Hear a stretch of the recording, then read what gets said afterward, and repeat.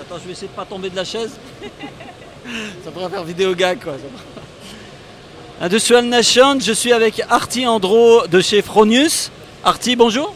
Bonjour. Alors on a voulu t'interviewer parce que Fronius c'est une jolie marque en fait et on trouve que vous faites des choses pas mal au niveau marketing et il semble que tu sois une des architectes un petit peu de cette partie marketing. La première question que je voulais te poser c'est quoi les challenges d'une responsable marketing dans une boîte industrielle qui plus est dans la soudure aujourd'hui en 2022? Alors le challenge pour nous, ça va être vraiment de rendre la marque accessible et de gagner aussi en notoriété. Et le plus gros challenge qu'on peut avoir, c'est aussi de dire que voilà, dans un univers industriel, en tant que femme, il faut vraiment voilà, se faire une place et être acceptée par voilà, toutes les équipes, que ce soit en interne ou en externe. Et ça, ça fait partie aussi du challenge qu'on a au quotidien avec l'équipe qu'on peut avoir. Alors qu'est-ce que tu as pu mettre en place qui te permettent aussi d'acquérir un peu cette légitimité dans cet univers de bonhomme, hein. On voit qu'il n'y a que des messieurs là sur le stand. Bon, j'ai rien contre les messieurs, mais voilà. Qu'est-ce qui t'a permis toi aujourd'hui de te rendre un peu plus légitime en tant que femme, en tant que jeune femme, dans un secteur où le marketing en plus n'est pas tout le temps reconnu, quoi. Qu'est-ce que tu as pu mettre en place qui t'a permis d'avoir des galons, quoi? Alors dans un premier temps, c'est vrai que ce qui peut être intéressant, c'est d'avoir l'approche aussi avec les collaborateurs. Et de suivre aussi leur passion. C'est vrai que quand on est soudeur, quand on travaille dans le milieu de la soudure, il faut être passionné, sinon ça ne fonctionne pas. Et aujourd'hui, on a l'approche de se dire, ok, on va essayer de connaître un peu plus leur métier, et nous, on vit quelque part à travers leur passion. C'est-à-dire qu'aujourd'hui, on a un petit peu cette flamme qui s'entretient à travers l'expérience que le collaborateur peut avoir, et ça, c'est super enrichissant. Après, il y a aussi autre chose, c'est vrai qu'il faut aussi s'intéresser aux produits. On a beau être au marketing et à la communication, la technique fait partie aussi de notre quotidien. Bon, je dirais, on n'est pas technicien ni commercial, mais en tout cas, on essaye d'être à la hauteur justement pour maîtriser les générateurs, la technicité et les procédés au niveau du soudage. Le vocabulaire, quoi. Le vocabulaire, tout à fait. Alors, Fronius aujourd'hui, c'est une jolie marque, hein, c'est une boîte autrichienne. Tu peux nous parler un peu de la marque, voilà, pour m'expliquer un petit peu la taille de la boîte, qui sont vos clients, ce que vous faites aujourd'hui? Alors, Fronius, c'est une boîte autrichienne. Elle a été créée en 1945.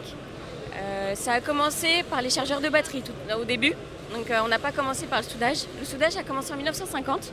Et c'est vrai qu'aujourd'hui, c'est une des business units qui prend le plus de place au niveau mondial. À savoir qu'on a 30 filiales à travers le monde.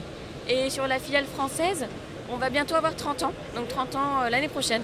Donc on va voir ce qu'on va pouvoir faire, mais sachant que voilà, on a 100 collaborateurs en France et à peu près plus de la moitié en pourcentage qui sont représentés par le soudage. Donc le soudage est un gros volet. Et on échangeait tout à l'heure et tu me disais qu'un des axes de développement aujourd'hui, et ça m'a un peu surpris, enfin pas tant que ça, mais tu vas nous l'expliquer, c'est qu'au niveau marketing, vous commencez à travailler avec des influenceurs. Et moi, je croyais que c'était réservé à TikTok et Instagram. Tu peux nous en parler un petit peu? C'est quoi la stratégie autour des influenceurs? Alors, au niveau des influenceurs, c'est vrai qu'on est assez précurseur, si je peux me permettre, de ce côté-là. C'est vrai qu'on travaille avec un, voire plusieurs aujourd'hui influenceurs. Et c'est quelque chose qu'on a développé depuis déjà quelques années. Donc, je dirais même depuis 2017-2018.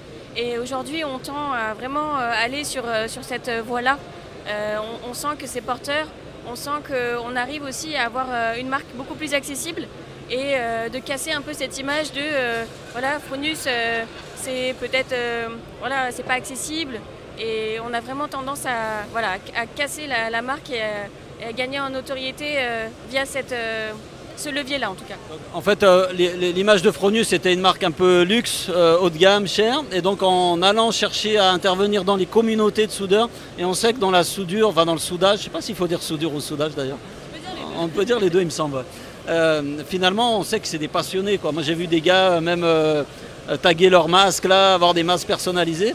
Donc ça veut dire que là vous arrivez, la marque, la grosse boîte autrichienne entre guillemets, arrive à se mettre au niveau du soudeur entre guillemets de base qui va et intervenir au sein même de la communauté. Concrètement, vous recrutez un influenceur, enfin vous travaillez avec un influenceur. C'est quoi le type d'action que vous menez, le type de retombées que tu commences à mesurer sur ça? Alors, nous, quand on travaille avec un influenceur, bien sûr, il y a la partie business qui va rentrer en jeu, mais ce n'est pas notre premier critère. Le premier critère, ça va être de mettre en place un partenariat qui soit donnant-donnant. Échange de visibilité, échange de contenu et voir ce que ça peut apporter. Il faut que les deux parties puissent grandir.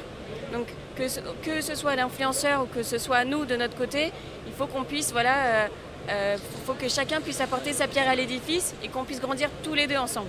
Si c'est vraiment le fonctionnement qu'on souhaite avoir. Et aujourd'hui, ça fonctionne très bien comme ça.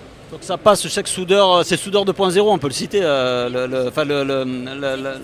Christophe Lagarde, voilà, le groupe avec laquelle. Donc il a un groupe Facebook qui est extrêmement, je sais que c'est extrêmement actif, je ne sais pas s'il y a d'autres canaux, mais je le vois sur Facebook, je trouve que c'est génial ce qu'ils ont fait. Et du coup, est-ce que tu t'inspires et dans quelle mesure tu t'inspires de choses que tu observes en B2C? Je crois que tu viens, toi, du B2C, de la mode ou de l'événementiel dans tes fonctions précédentes. Qu'est-ce qui t'inspire que tu penses transposable à des boîtes très techniques comme Fronius?